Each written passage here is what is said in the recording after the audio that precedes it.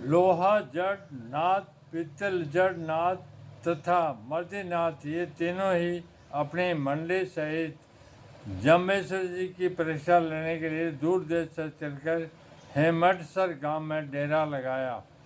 उन नाथ साधुओं के लंबे लंबे केस बढ़ा रखे थे तथा शरीर में भस्म लगा रखी थी। किसी के द्वारा खबर पाकर जमदेवी हेमटसर पहुंची। उनके सामने जाकर आदेश कहा किंतु उनमें से कोई नहीं बोला। सभी एक मत से चुप हो गए।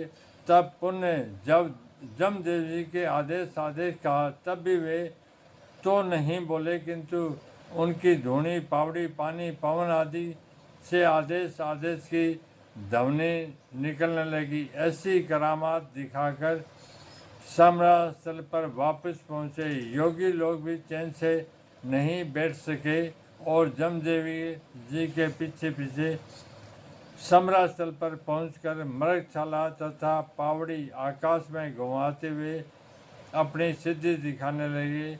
ऐसी उनकी सिद्धि देखकर श्री देव जी ने शब्द सुनाया, हे आयस, हे नाथ के साधुओं के महंत, आप लोग इस मृगशाला और पावड़ी को आकाश में घुमा करके मुझे क्या सिद्धि दिखला रहे हो? इस सिद्धि को दिखाने की आवश्यकता नहीं। मैं तो आप की करामात पहले से ही जानता हूँ। आप लोग तो इन छोटी छोटी सिद्धियों तक ही सीमित हो, और यदि मैं चाहूँ तो उगते हुए सूर्य को भी रोक सकता हूँ, किंतु ऐसा करना तुम्हारे लिए आवश्यक नहीं। और यदि मैं चाहूँ तो उदयगिरी और सुमेरु, इन दोनों पर्वतों को अपने स्थान से उठाकर यहाँ बीच में लाकर आपस में भिड़ा दूँ, किंतु यह भी किस लिए? आप लोगों के लिए तो मेरा शब्द ही पर्याप्त है।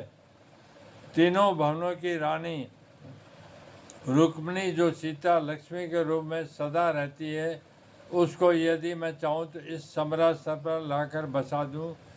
यह असंभव कार्य भी संभव कर सकता हूँ तथा इस भूलोक में अनेक बहने वाली नई और प्राचीन काल से चली आ रही नदियों को तथा उनमें समाहित होने वाले असंख्य नालों को मैं यहाँ सम्राट स्थल के ऊपर बहा दूँ। यदि मैं तुम्हारी इन सिद्धियों का प्रत्युत्तर देना चाहूँ तो संभव हो सकता है।